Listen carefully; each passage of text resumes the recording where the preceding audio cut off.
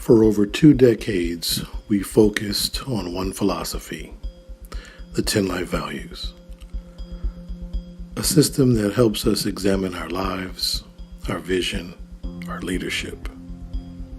Our products and our services are exclusively for men, all men.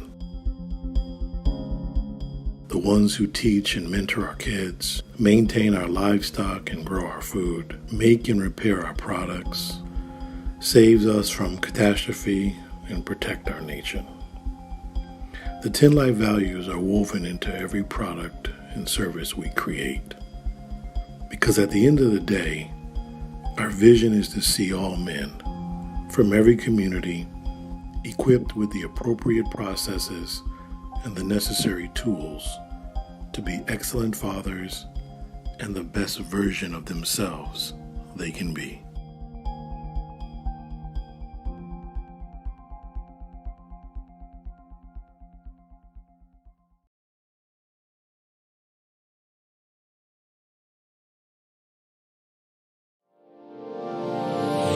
Hey all my Crimsonites, and welcome to the Crimson Cure channel, where we embrace our femininity, increase our womanly value, and celebrate our brothers. So join me on our feminine journey to learn, heal, and grow.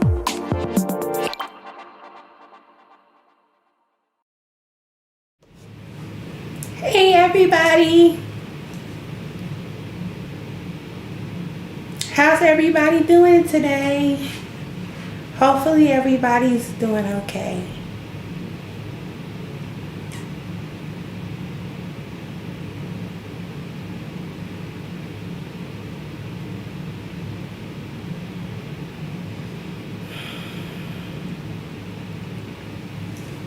Thank you for starting out the super chats. Philip say, okay, before you start the subject, if World War III hits, feminists and we equal to men better be frontline with bags packed. I don't want to hear no. I sure don't. If they start drafting females, if they start drafting women, I'm going to be very upset. Especially if they call themselves going after older women too. I'm too old to lift it. And I'm going to be mad at the feminists because y'all put me in that position.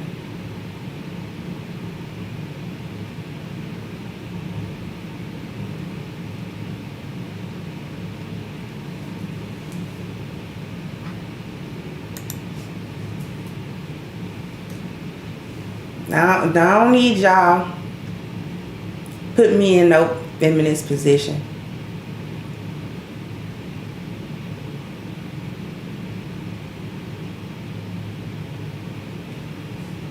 I'm too old to carry the gun. I don't know nothing about it. I'm going to fail boot camp. I'm going to fail boot camp. I'm not going to make it. You're not going to have to hire me because I don't qualify. I'm not going to make it.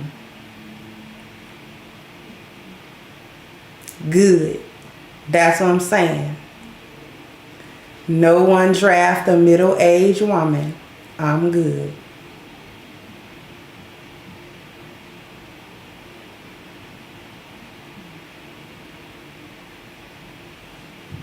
In Ukraine, they drafting men from 18 to 60. 60. I was like, whoa, okay, y'all want, they say y'all still got that old man strength. We need it.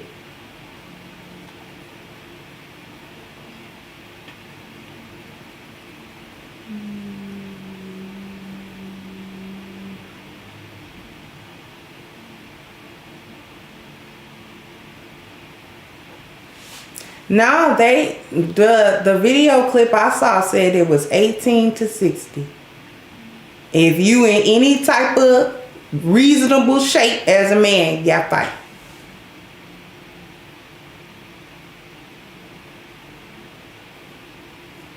Yeah, see, that's my thing. In the U.S. military, cutoff age is 45, and I'm not 45 yet.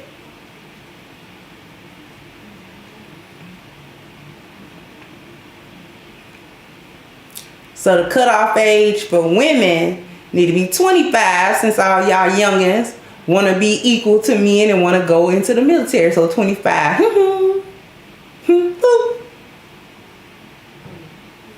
Thank you, Philip.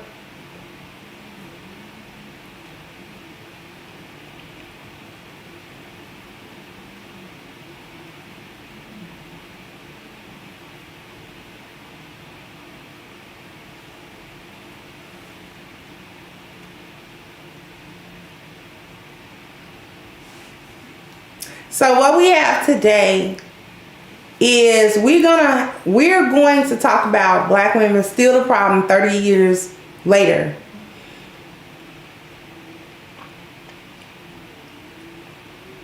And I have the ever famous, it's only like 40 minutes, 35, 40 minutes. Because it's 4 parts, but each part is only like 10 minutes. The last part is like 7 minutes or something like that. But this was when she appeared on Geraldo. Hey Ishmael, thank you. Said Kendra, we need to get your sweet self to 100,000 subs. Tell me about it, right? Yeah. Duh.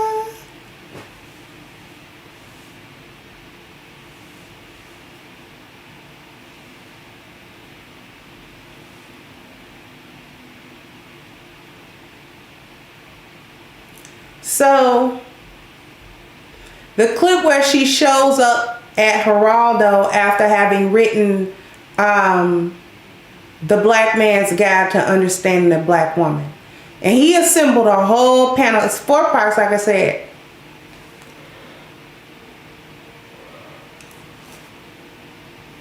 "10 minutes each. We're not going to go through all 4 of them today. But we probably are gonna go through the first 2, perhaps, if I can get it, if I can get through it.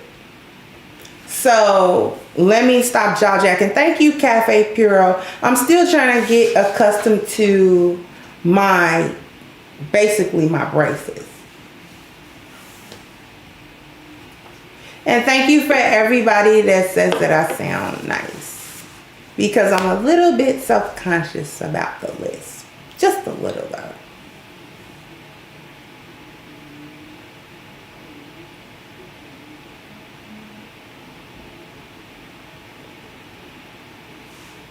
Yeah, when you can shoot people and when you can stab people 140 times, yeah, you ready for combat. They need to send you right on over.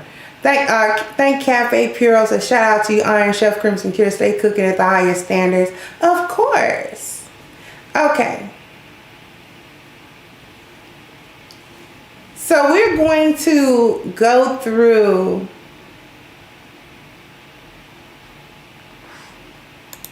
the clip.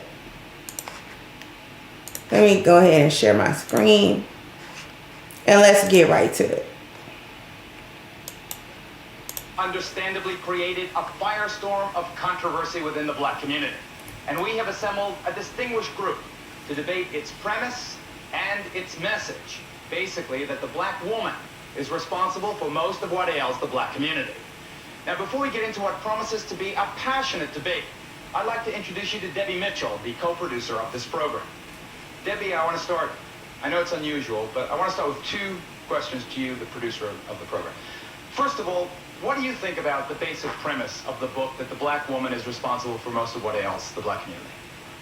First of all, black men and black women know that the black community is under strain right now. And for Shahrazad, a black woman, to basically attack black women, I think that she's putting blame, it seems like she's putting blame on them for the state of the situation.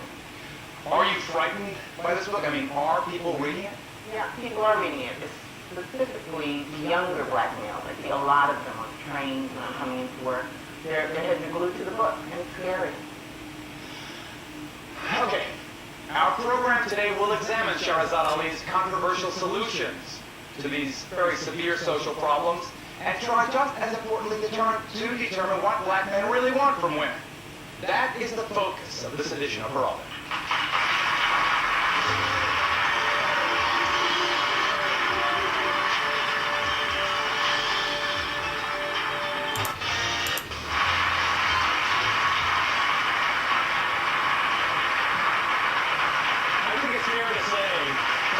research that some people actually believe that this book will save black culture in the United States and help heal the rift between black men and women.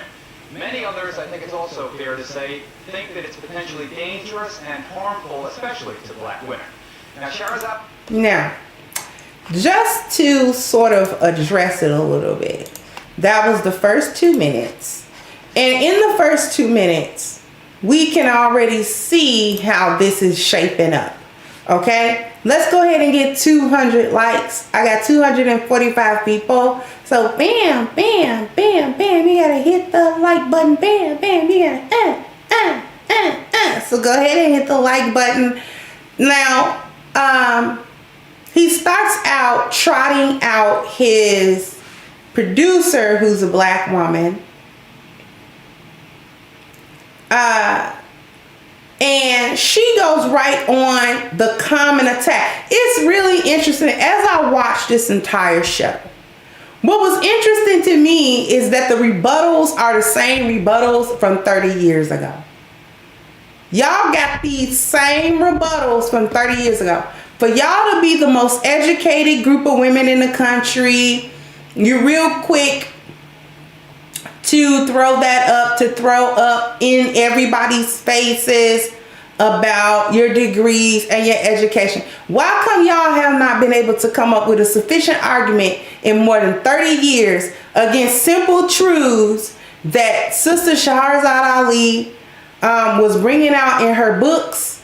The same types of truth that I'm talking about now.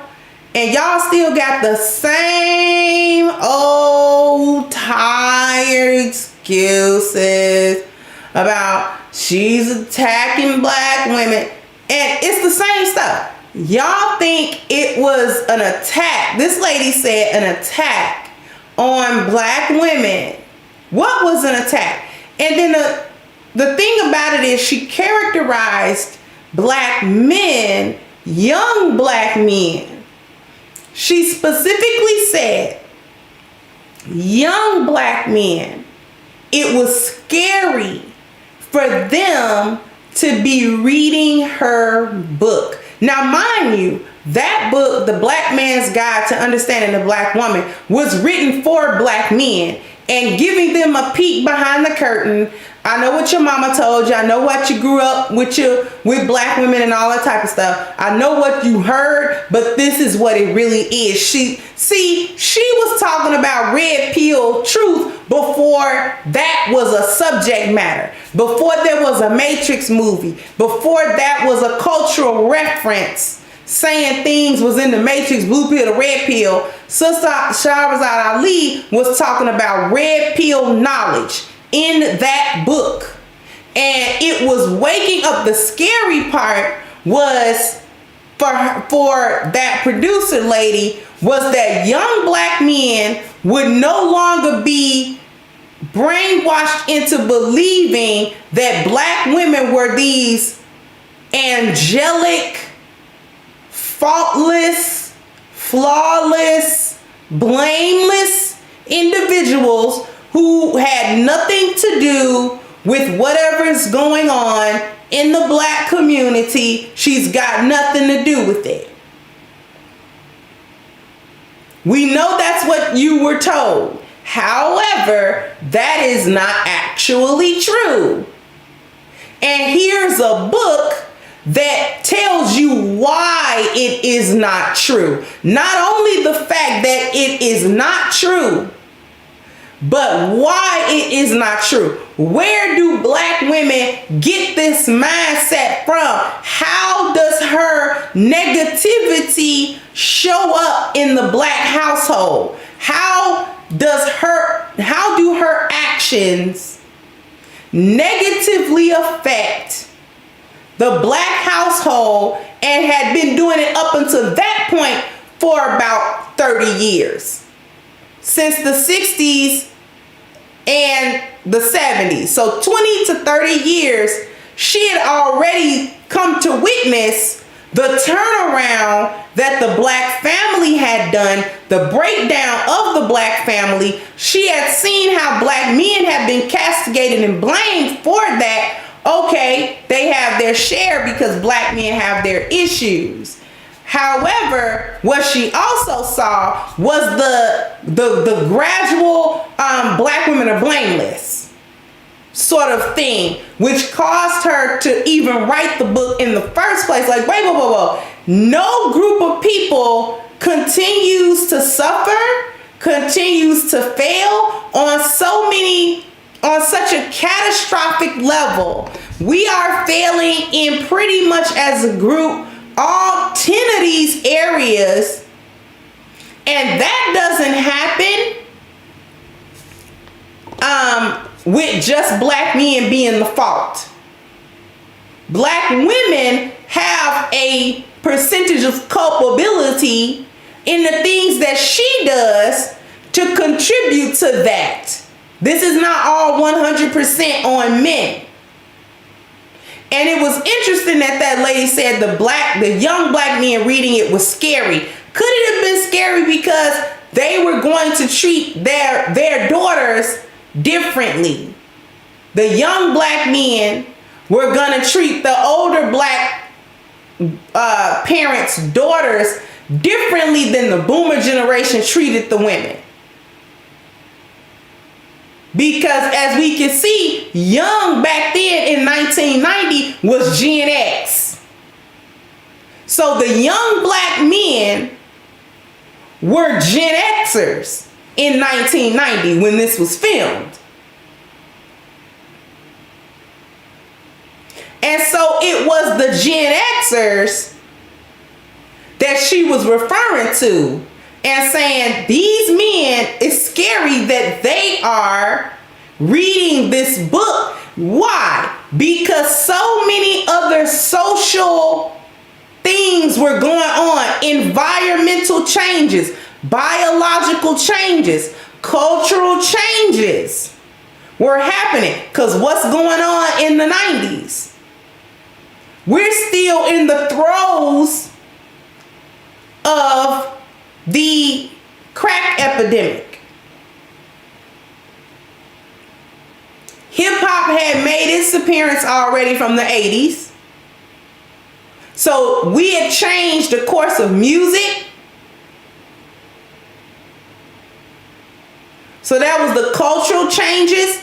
They had already changed from singing Motown and love songs. Now there was still R&B and things of that nature, but rap was changing. By 1990, rap was changing. There was still conscious rap. You could still get that, but it was still changing.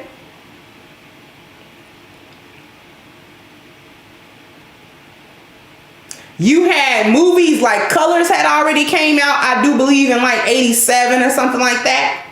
So the movies was changing. Then you had the environmental change and institutional changes, criminalizing the crack epidemic. Now the 94 crime bill had not happened yet. That's 4 years away from this. It's only 4 years away. So we were headed to that direction. So this is why that lady's talking about it was scary to see young black men reading that book. Because they was already in the midst of a bioculturon event. So you can layer anything in that event. You can layer whatever you want. Once a bioculturon event is taking place and those changes are actually taking root, you can layer whatever you want. Thank you, Zone, to all military service age 35 unless you are a doctor. I'm not actually worried about it, but they still put women in a stupid position. Feminists put women in a stupid position. But anyway,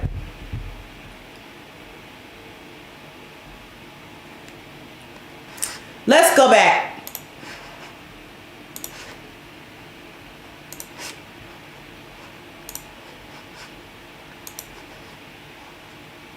Shahrazad Ali is the author of one of the most talked about books in the community in recent history. And before we open our discussion up to debate, I want to begin, Shahrazad, just with you. Tell me why you wrote it.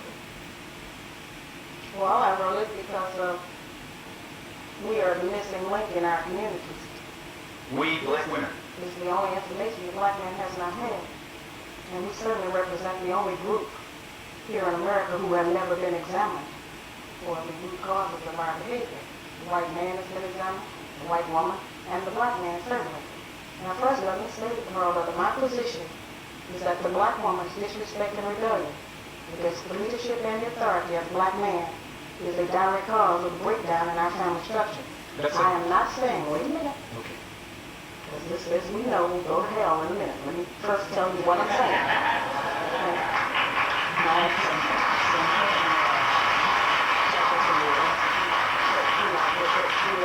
Certainly the message has been misunderstood and sensationalized by the media, as we saw on the introduction of this show. What we have is a situation where we as black women have never been examined. We have never accepted our share of responsibility for the condition of our black community.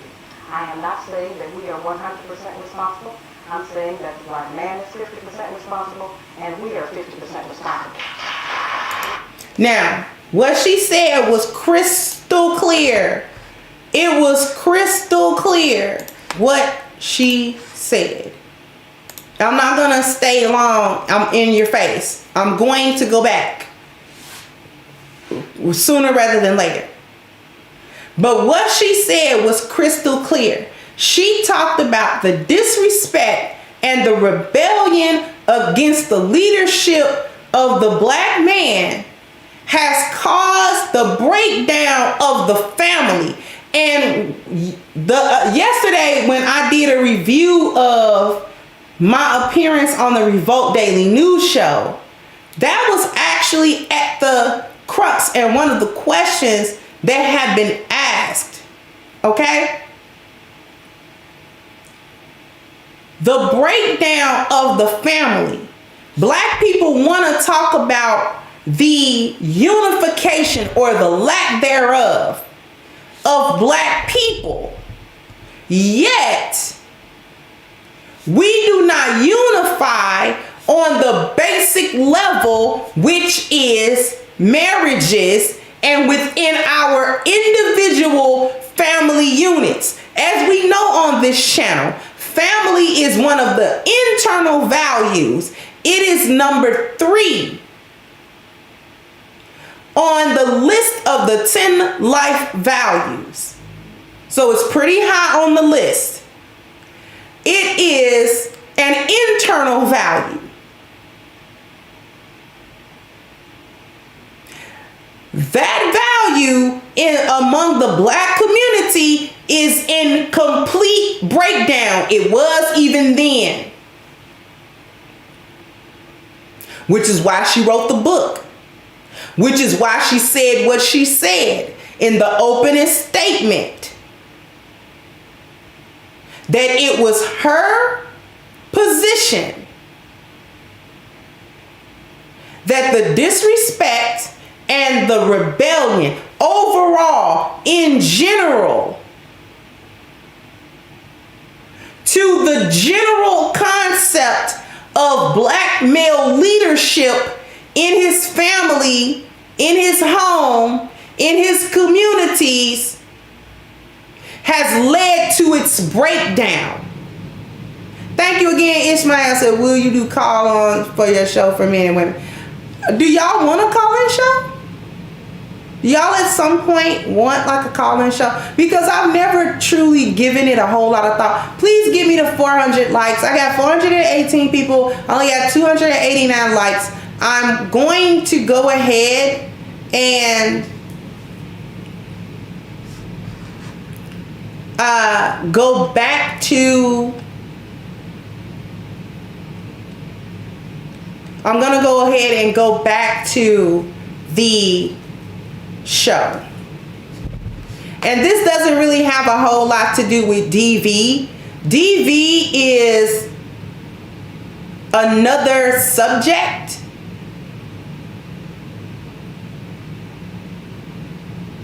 Because I saw it to be brought up. And it's funny how we always bring up DV whenever we talk about black male leadership.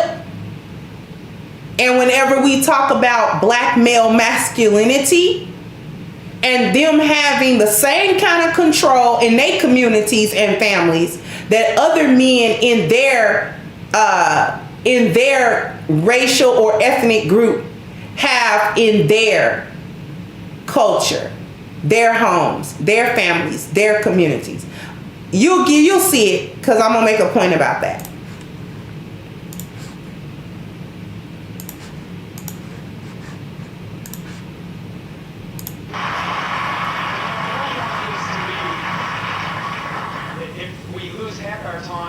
For the applause to cease when someone makes a pro or con statement when he uses up half the show. So what I'm saying. Let me just say that I read the book, and I don't read it that way.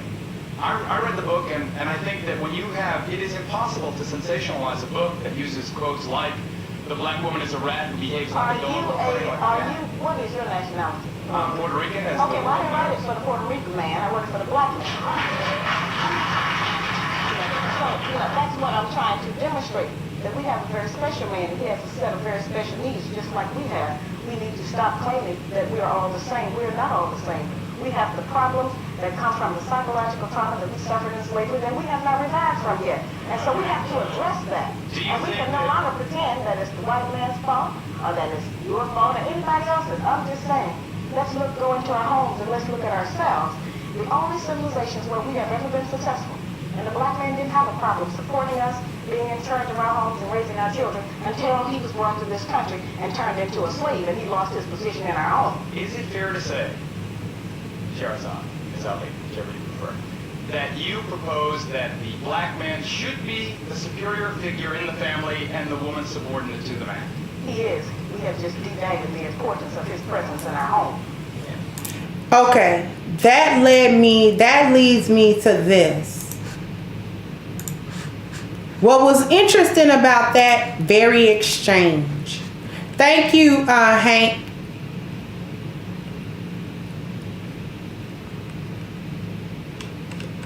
Thank you for that, Hank.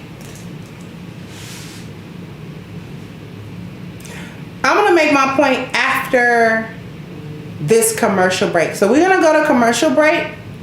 I'm going to come back, and I am going to really dig into that last point that he tried to make.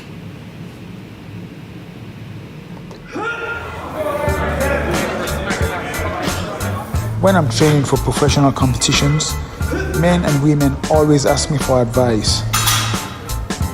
To women, I say push yourself harder than you ever have before and go beyond your comfort zone. Focus on your goals.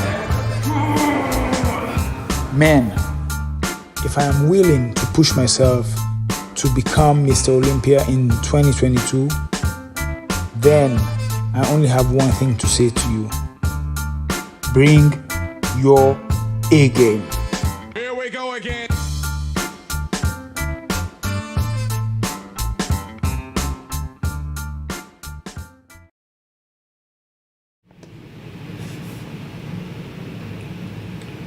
Okay. Thank you, Frederick. Thank you, Miss Lucchese said, I would like a call-in show as long as the conversation stays civil and does not become a screaming match between different opinions.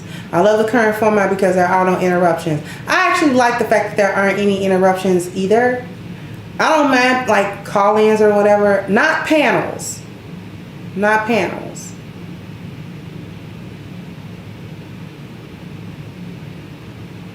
Panels I don't like for my show. But anyway, he was asking a question if black men should be in the like head of household. Y'all realize the black man is the only man in this country that can be questioned and is questioned of whether or not he should have a position of leadership in his own community and in his own home. We realize that everybody can ask this question.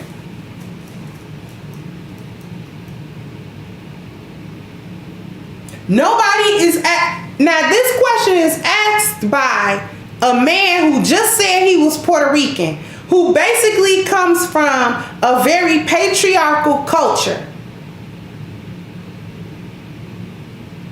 that he know if his abuela would never question his abuela about whether or not abuela should be the patriarch of their family. They love their abuela, but abuela knows who's at the top.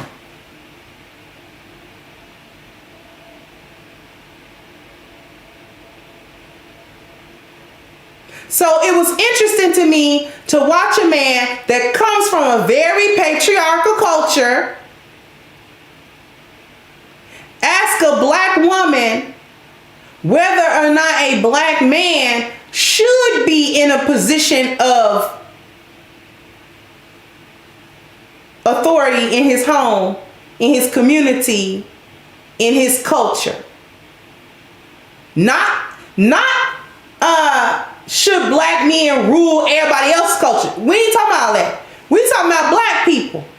I have witnessed and been around in very close, friendly proximity to Mexicans, to Puerto Ricans, to Indians, not natives, Indians, Pakistanis, Arabs, Eritreans, Yemeni, Sudanese.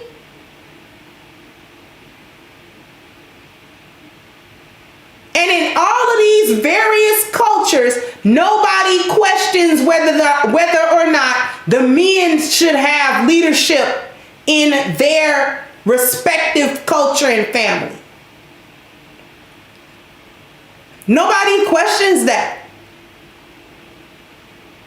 Umi and Abi, like everybody love Umi, but everybody knows Abi is the top. Everybody knows Abi is at the top.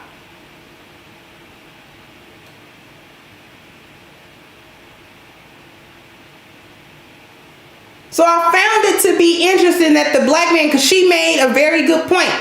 Prior to the advent of chattel slavery, where he was brought here, only now we have a problem with black male masculinity and black male leadership. Now we got a problem. Now we have that problem. That problem is new within the history of our men and our people. See, there was a reset. That reset is called biocultural. Slavery was a complete biocultural event. We already went through that. The things that have been happening after that are also biocultural events or reinforcements of the lost value system that was given to us during slavery, reinforced through Reconstruction era, and it continues to be reinforced each generation. Y'all understand that? This is what we've been talking about with the post-traumatic slave disorder. That's actually what this is. And we've been trying to put a name on it. We've been trying to put an identifier on it so that we can deal with it.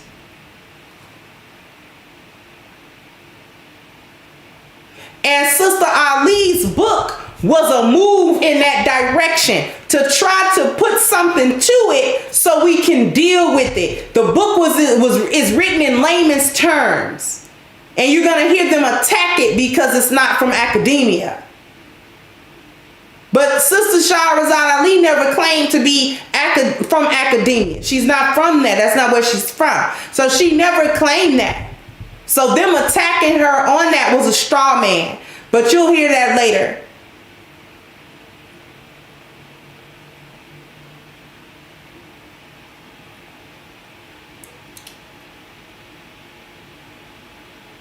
So what she's saying is black women have not escaped culpability in the ills that affect the black community at large. And she can't. And the one reason that she can't escape culpability is because on the one hand, if you ask who's been in charge of the black community, she'll say she's been running it.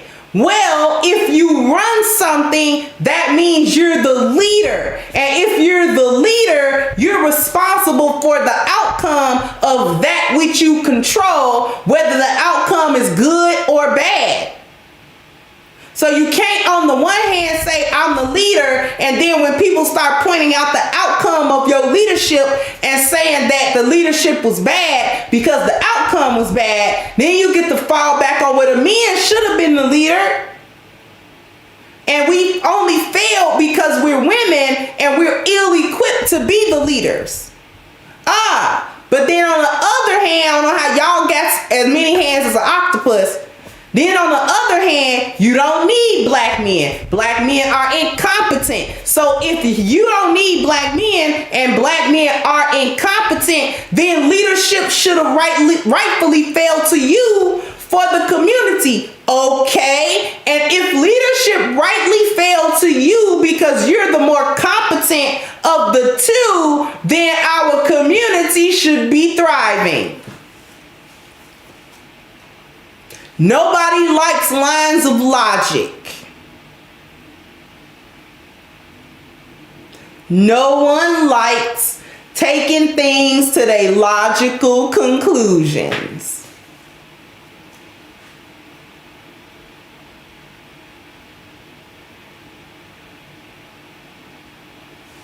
Let's go back. Can I get like 450 likes or something? I got 500 people watching. I got 390 likes. I don't have time to do the dance anymore. Come on. Please? If I say pretty please? Let's get back to it.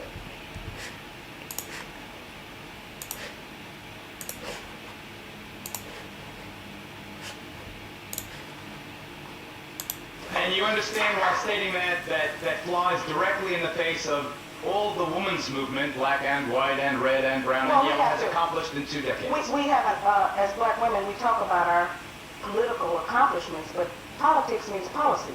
And the only place we can implement any permanent policy is in our homes. May I ask you a more pragmatic question? Debbie Mitchell, our co-producer, indicates that on the subway to work, she sees young black men with their heads in the book reading it. It appears as if your self-published book is being widely read. Do you have any idea of how many books are out there and being read? Well, let's just say if it was a record, it would be platinum.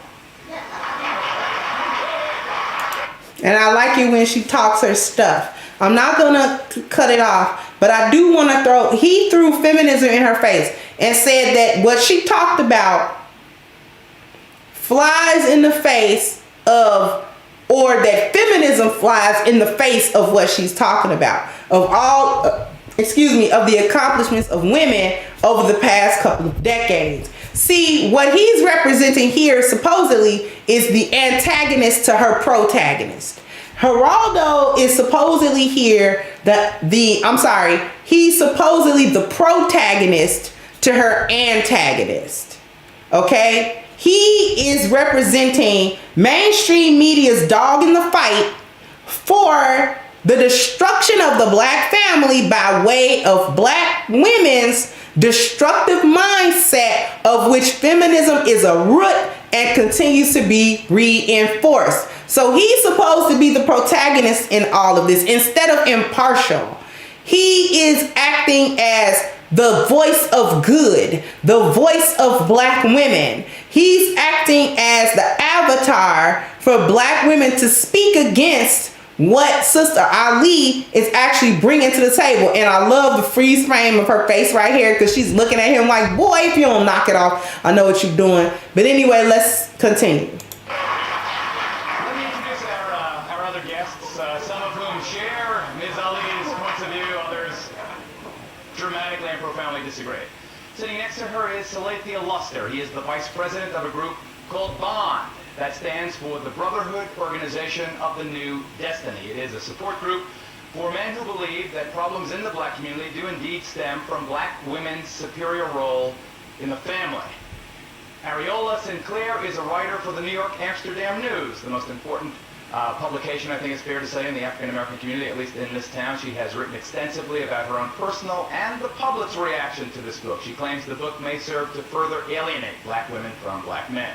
Claykel Benjamin is an award-winning journalist and a former history professor at the University of Massachusetts. He says that Ali's guide for black men is lacking in intellect and scholastic information. There are many, many others who join us in the front row. I'm going to save their introductions for a couple of minutes. Let me just ask Salathiel, if, sir, you believe that it is appropriate to enforce discipline in the black family for a black man to hit a black woman. Okay.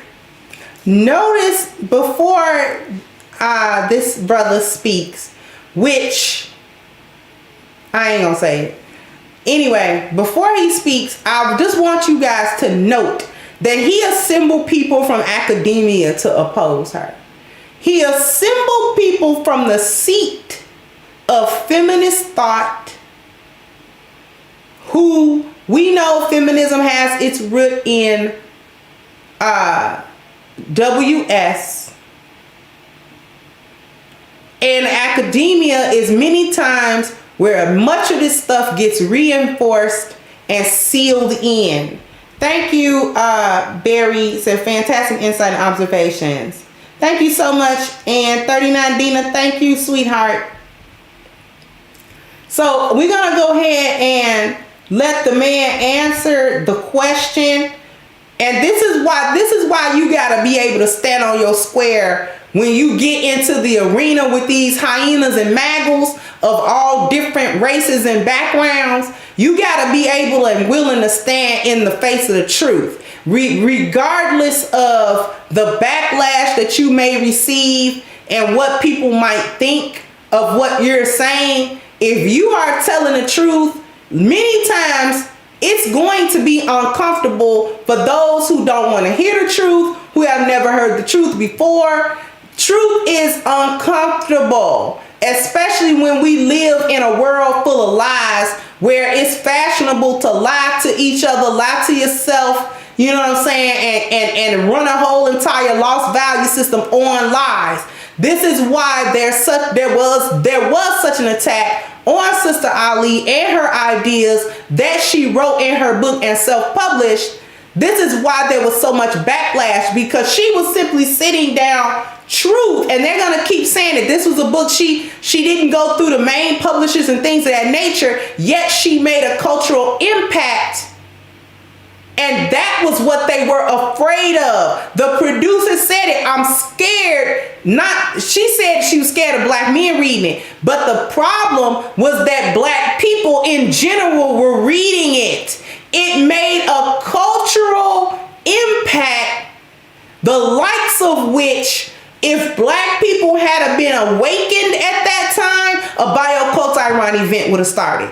That's why they be scared of any truth that come to oppose the lost value system, because all it take is the truth to oppose the house of cards and blow it down. This is why I keep telling y'all the way out of the lost value system is the truth. And I believe, as everyone here, when a child, someone you love, is out of hand or in a state of hysteria, that you can use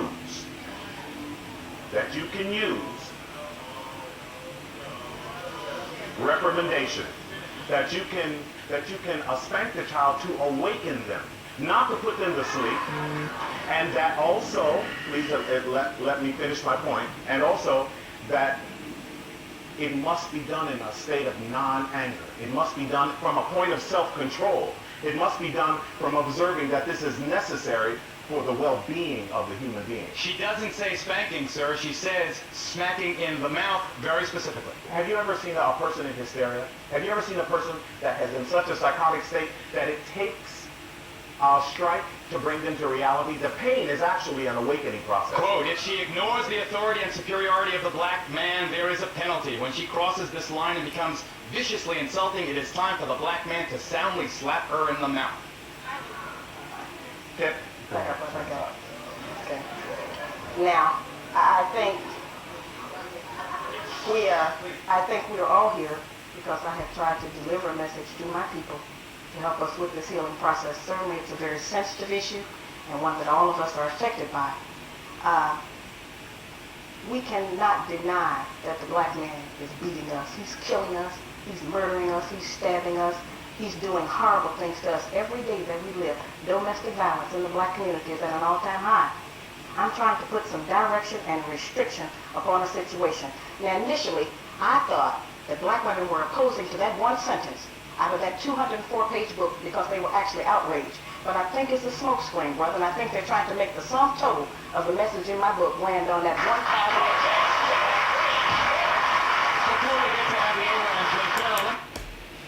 I love it. The difference between how she answered that question and how the brother answered the question is why you're gonna see they don't come back to that brother to answer another question. And this is like almost a media tip. If you are saying what you're saying, then you gotta say what you're saying. See, he didn't say yes or no. You gotta say yes, I agree, or no, I don't agree. Come what may, doesn't matter what the reaction is. The reason she was able to make the impact that she made, thank you, Jashawn. The reason that she was able to make the impact that she made was twofold. Number one, she was telling the truth. Number two, she stood on it. She stood on it. You couldn't pin her to make her ashamed of what she said because it was like, okay, my name is on it and I wrote it. I said what I did. She was the ultimate, I said what I said. She was the ultimate of that. Her composure, listen, you're not going to be able to pigeonhole me and pin me to one sentence in a book that I wrote. Because I wasn't of two minds when I wrote it. So I'm not going to show up in front of mainstream media and now waffle on stuff that anybody can pick that book up and read exactly what I wrote.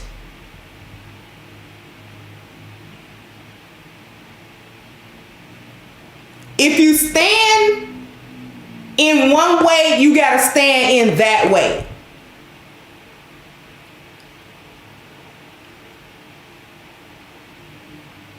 This is why, and I'm gonna say this. You know what? I'm not gonna put my hat in it. I'm not gonna say it. Let's go. Let me jump right to Dr. Napoleon Vaughn, who is a practicing psychologist who thinks that the ideas expressed in this book are not only inaccurate but possibly dangerous. Now, we have heard Ms. Ali, Dr. Vaughn, say that this one statement is being taken out of context. You, I believe, sir, feel it might lead to increased violence in the family. Is that not correct?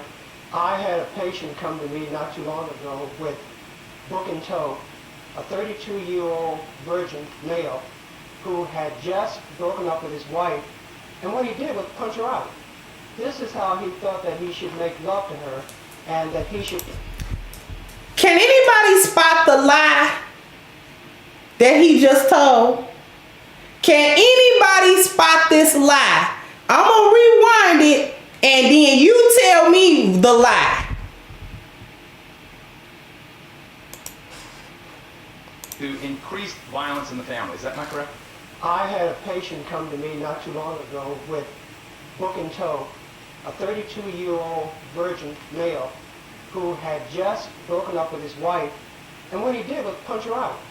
This is how he thought that he should make love to her and that he should demand whatever she does. The other thing about this that disturbs me tremendously is the fact that of another... I just wanted to see, could y'all spot that bald head lie? That was a bald head lie. I just wanted to know, could y'all spot that bald headed lie? He sat up there and told, and no, not one soul called him out on it. Not one. Sister Ali looking like, boy, I would just eat you and spit get you out for that lie you just told on my book. As if I'm inciting violence in the community. They tried every tactic. Every single tactic they could pull, they pulled on her in the course of this interview. And she was cool as a cucumber in all of it. Because, listen, I'm here now to wrote the book. So you want to talk about it, we're going to talk about it. And I'm gonna stand on my square, stand on what I said. I'm not gonna back down for you because you don't like it. There's a bunch of people that don't like it.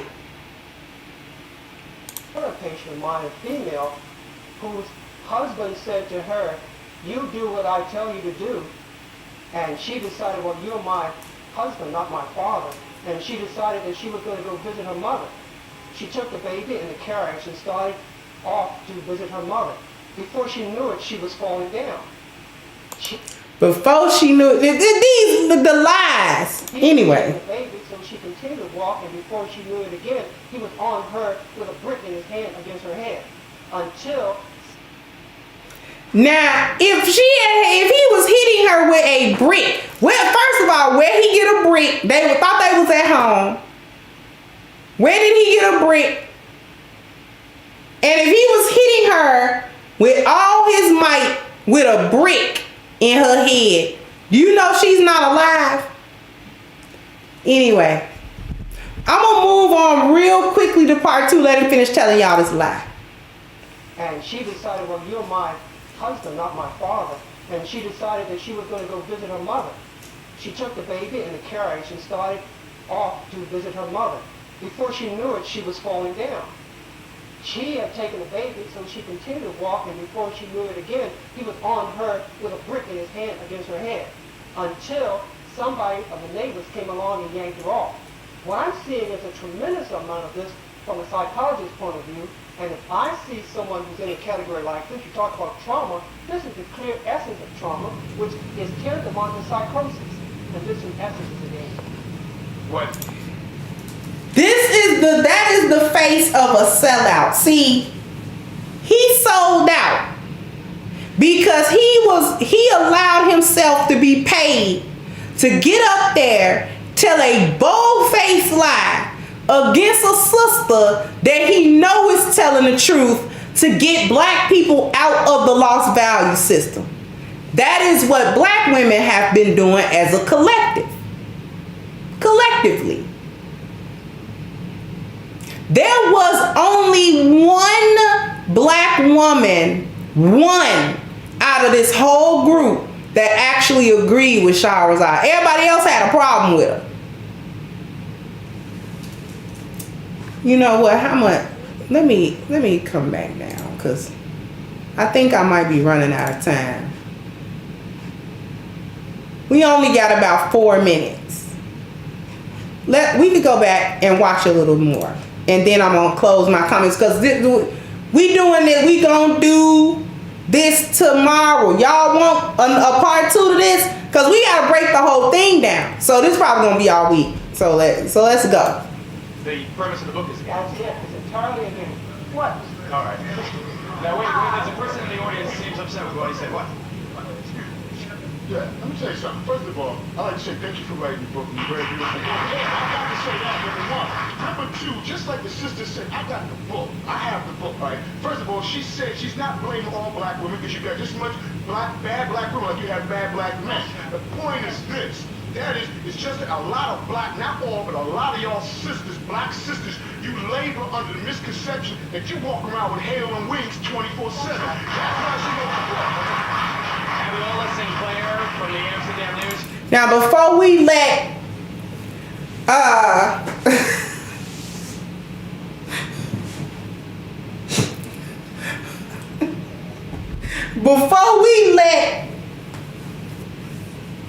Jimmy Jam and Terry Lewis talk,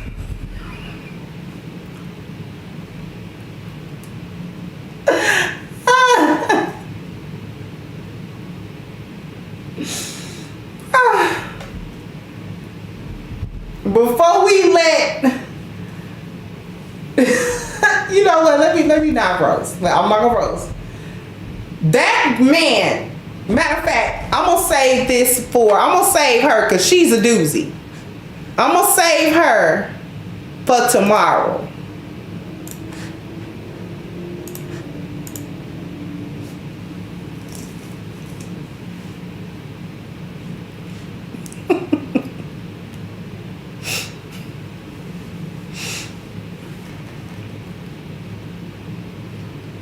I'm gonna say that for tomorrow.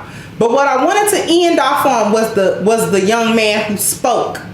And he spoke the truth. He summed it up in a few words. And he was passionate when he did so. That black women labor under the misconception that they have a halo and wings all the time. And that they don't have any culpability at all. At all, none, in anything that's going on in the black community. I have yet to have any woman who disagree with the premise of my content get in my chat or get into my comment section and be unbiased like they quote unquote asked me to do and tell me what are the top 5 issues that black women have negatively contributed to the black family and the black community as a whole that don't have nothing to do with blaming men about it. How has she contributed?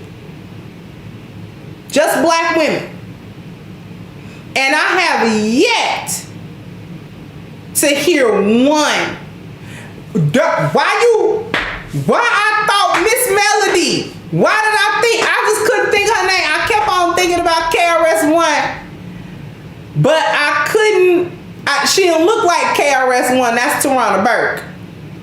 But I'm like, what was his wife name? It was Miss Melody. Anyway, y'all are a mess. How y'all gonna actually think of who it was? But anyway, that's what I'm talking about. I have yet to see any one of these black women who disagree. And listen, you can disagree with everything I'm saying.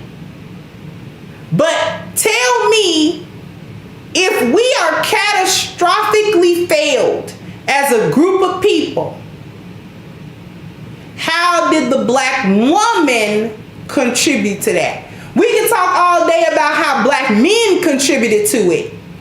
But what did black women do?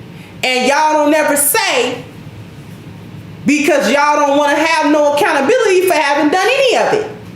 Let y'all tell it. Black women have not done anything at all of any significance or in any widespread way to contribute to any of what's going on with our children, with the state of our families, with the state of our homes, with the state of our community. None at all. And that's why you get mad at me, because that's all I talk about. Just like Sister Ali said in the beginning, we're the only component that has not been thoroughly examined as to what level of culpability and accountability we have. Because you can't say you ain't got none, because that don't make no sense. And nobody's saying it's 100% you either. Nobody's saying that.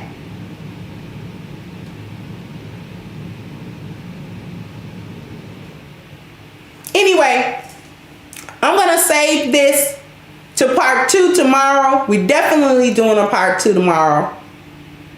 Okay?